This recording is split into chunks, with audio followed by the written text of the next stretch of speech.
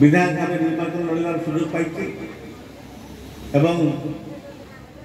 दुई थर पंचायत निर्वाचन में भाग नवार सुजोग पाई। आज प्रभु जगन्नाथ आशीर्वाद माननीय मुख्यमंत्री नवीन पट्टनायक आशीर्वाद मत आज पुणी थर सुजोग मिली गोपालपुर निर्वाचन मंडल विधायक भाव प्रार्थी होगा मो सामना मंच बसी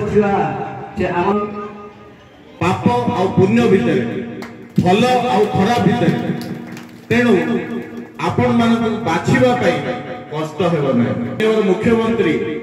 एत बड़ उपहार देइछथि गोपालपुरवासी को ताकू आमे केबे भी से ऋण सुझी हो कारण आमे मार्केट गले किछि जिंस किनले 50 देखो ब्रह्मपुर जाई के घरे घरे पचारि परिबे विक्रम बाबू केमितिया नेता केमितिया नेतृत्व तेणु आपण निजे पचारि बुझन तापरे जो कहंदे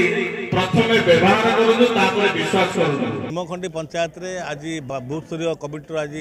आलोचना चक्र होइतिला एवं आज निमखंडी पंचायत आम किभली भाव लड़े करूँ से विषय आलोचना होता। आसंता